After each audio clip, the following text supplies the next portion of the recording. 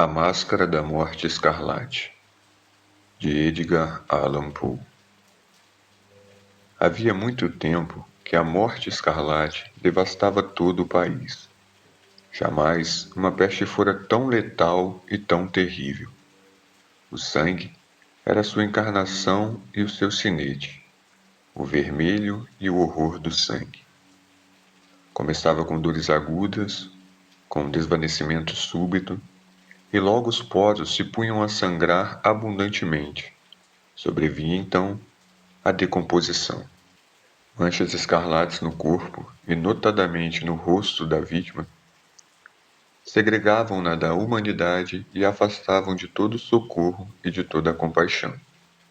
O contágio, o progresso e o fim da enfermidade consumiam apenas meia hora. Mas o príncipe Próspero era feliz, intrépido e sagaz. Quando seus domínios minguaram a metade de almas vivas, convocou 1 milhar de amigos fortes e de corações alegres, escolhidos entre os cavalheiros e damas da sua corte. E com eles formou um refúgio recôndito em uma de suas abadias fortificadas. Tratava-se de uma vasta e magnífica construção, criação dele mesmo, o príncipe, conforme seu gosto excêntrico e majestoso. Rodeava a construção um muro espesso e elevado, guarnecido de portões de ferro. Uma vez transpostos os muros pelos cortesãos, estes se serviram de fornalha e de vigorosos martelos para soldar os ferrolhos. Deliberaram em trincheirar-se contra os súbitos impulsos ou os desesperos provenientes do exterior, e lacrar todas as saídas aos frenesis do interior. A abadia estava amplamente abastecida. Graças a tais cuidados, os cortesãos poderiam enfrentar o contágio. Que o lado de fora se arranjasse como pudesse. De sua feita, seria uma loucura afligir a alma com meditações sobre a peste. O príncipe havia munido aquele refúgio com todos os meios prazerosos. Havia bufões, improvisadores, bailarinos, músicos, formosuras de todas as espécies. E havia também o vinho. Todas essas belas coisas haviam no interior, além da segurança. Lá fora, disseminava-se a morte escarlate. Foi ao fim do 5º ou 6º dia em refúgio, enquanto a peste fazia grandes estragos além das muralhas, que o príncipe Próspero proporcionou aos convidados um baile de máscaras das mais insólitas magnificências. Que quadro voluptuoso era o baile de máscaras! Permitam-me descrever os salões onde o festim ocorreu.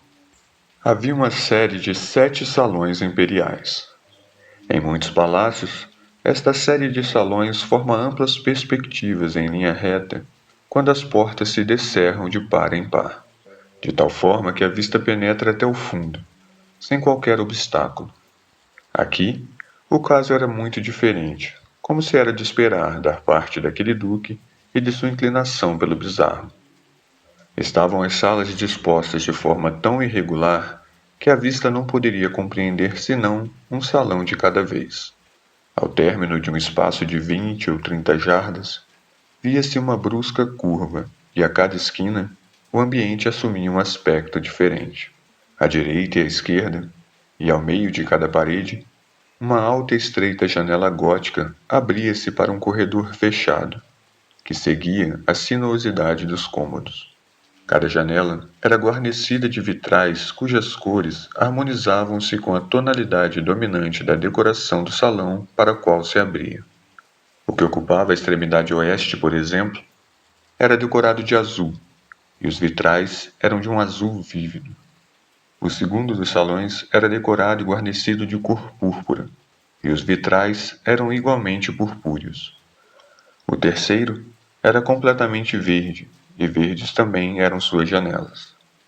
O quarto, alaranjado, estava iluminado por uma janela de igual cor.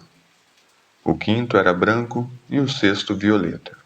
O sétimo era rigorosamente forrado por tapeçarias de veludo negro, que revestia o teto e as paredes e que caía em pesadas rugas sobre um tapete do mesmo material e da mesma cor. Mas neste salão, a cor dos vitrais não correspondia à decoração. Os vitrais eram escarlates, de uma tonalidade intensa de sangue. Ora, Em nenhuma daquelas salas se viam lâmpadas ou candelabros em meio à profusão de adornos em ouro que se espalhavam em todos os cantos ou se dependuravam ao teto. Não havia lâmpadas ou velas. Luz alguma dessa natureza emanava na sequência de salas. Porém, nos corredores que as envolviam, exatamente em frente de cada janela, elevava-se uma pesada trípode com um braseiro a projetar seus raios através dos vitrais coloridos, iluminando deslumbrantemente a sala, fazendo assim inúmeras formas cambiantes e fantásticas. Mas na sala voltada ao poente, na câmara negra, a claridade do braseiro que se refletia sobre as negras tapeçarias através dos vitrais sangrentos era sobremodo sinistra e incidia sobre as faces dos imprudentes que ali entravam, conferindo-lhes um aspecto de tal forma estranho que muitos poucos dançarinos se sentiam com suficiente coragem para penetrar no recinto. Também nesse salão se erguia, amparado no muro oriental, um gigantesco carrilhão de ébano. Seu pêndulo oscilava com um tic-tac surdo, pesado, monótono, e quando os ponteiros dos minutos haviam percorrido todo o seu círculo e a hora se completava, provinha dos pulmões de bronze um som claro, estrepitoso, profundo e extraordinariamente musical, mas de um timbre tão regular que, de hora em hora, os músicos da orquestra eram obrigados a interromper por alguns segundos a execução para escutar a música das horas, e os dançarinos cessavam à força as suas evoluções. Uma momentânea perturbação graçava aquela multidão alegre, e enquanto soava o carrilhão, era possível notar que até os mais arrojados empalideciam e os de maior idade e reflexão passavam a mão à fronte, como se abandonados a uma meditação confusa ou a um devaneio. E mal se dissipava o eco das horas, circulavam no ambiente leves risadas. Os músicos olhavam-se uns aos outros e se riam dos próprios nervos e da própria loucura. E juravam em voz baixa que da próxima vez em que soasse o carrilhão, não sentiriam o mesmo desconforto. Mas, no entanto, quando decorridos 60 minutos da hora desaparecida, que continha os 3.600 segundos, quando irrompia uma nova batida do relógio fatal, reproduzia-se o mesmo estremecimento, os mesmos calafrios e os mesmos devaneios febris. Apesar disto, a orgia continuava alegre e magnífica. O gosto do duque era especialmente singular. Tinha a vista apurada para as cores e os efeitos que estas produziam. Desdenhava dos gostos da moda. Seus planos eram temerários e selvagens, e suas concepções brilhavam com um bárbaro esplendor. Alguns o julgavam louco, mas os cortesãos sabiam que não. Todavia, era preciso vê-lo, tocá-lo, para assegurar-se de que ele não estava de fato ensandecido. Para esse baile, havia o príncipe se ocupado pessoalmente da decoração, do mobiliário das salas, e foi o seu gosto pessoal que elegera o estilo das máscaras. Dúvidas não pode haver de que eram concepções grotescas. Tudo era deslumbrante e brilhante. Havia coisas chocantes, fantásticas, muito do que depois foi visto no Hernani. Havia figuras arabescas, com membros e adornos desconformes, fantasias delirantes como a loucura. Havia muito do belo, do licencioso, do bizarro, algo de terrível e não pouco do que produzia repugnância. Era como uma miríade de sonhos deslizar-se de um lado para o outro nas 7 salas. E tais sonhos se contorciam em todos os sentidos, tomando a cor dos salões, fazendo com que a estranha música da orquestra parecesse o eco de seus próprios passos. Mas logo soava o relógio de ébano no salão dos veludos. Então, por um momento, tudo se tinha por emudecido, salvo o ecoar do relógio. Mas os ecos do carrilhão se desvaneciam. Não duravam senão um momento. E mal se extinguiam, as gargalhadas mal reprimidas ecoavam por todos os cantos. E a música voltava a tocar, reavivando os sonhos. Aqui e ali os dançarinos retomavam as evoluções, mais alegres do que nunca, refletindo a cor dos vitrais atrás dos quais fluíam os raios do braseiro. Porém, no salão do extremo ocidental, Não havia máscara alguma que se atrevesse a penetrar, porque a noite declinava. Ali se descerrava uma luz de um escarlate profundo, através dos vitrais cor de sangue, e a escuridão das cortinas tingidas de negro era aterradora. E para aqueles que punham os pés sobre os tapetes, brotava do relógio de ébano um clangor ainda mais pesado, mais solenemente enérgico do que o que chegava aos ouvidos dos mascarados que se divertiam nos salões mais distantes. Mas estes outros salões estavam repletos, e o coração da vida ali febrilmente pulsava. E o baile continuava. Chegava ao seu ápice quando do carrilhão soou a meia-noite. Então, como já se disse, a música parou. Os que dançavam detiveram-se em suas evoluções, e a angustiante imobilidade a tudo dominou. Agora, porém, o carrilhão bateria 12 vezes. Desta vez, porque ecoou mais longamente o carrilhão, inseriram-se nos pensamentos dos que se atiravam à diversão um maior volume de meditações. E talvez, por isso mesmo, muitos dos que compunham a multidão, antes de se esgotarem os derradeiros ecos das últimas horas dadas, puderam perceber a presença de um mascarado que, até aquele instante, ninguém notara. E tendo se espalhado aos sussurros a notícia daquela intrusão, insinuou-se na multidão um murmúrio indicativo de surpresa e desaprovação, que evoluiu para terror, horror e repugnância. Numa multidão fantasmagórica como a que descrevi, era necessário sem dúvidas que fosse a aparição absolutamente extraordinária para ensejar tal sensação. A licenciosidade carnavalesca daquela noite era realmente quase sem limites. Mas a personagem em questão havia transcendido a extravagância de um Herodes e ultrapassado os amplos limites do decoro que o príncipe estabelecera. Há nos mais temerários corações cordas que não se deixam tocar sem emoções. Até entre os depravados, para quem a vida e a morte são igualmente um brinquedo, há coisas com as quais não se pode brincar. Os convivas pareciam sentir profundamente a inconveniência dos trajes e da conduta do estranho. Era ele alto e delgado, estava envolto com a mortalha funerária da cabeça aos pés.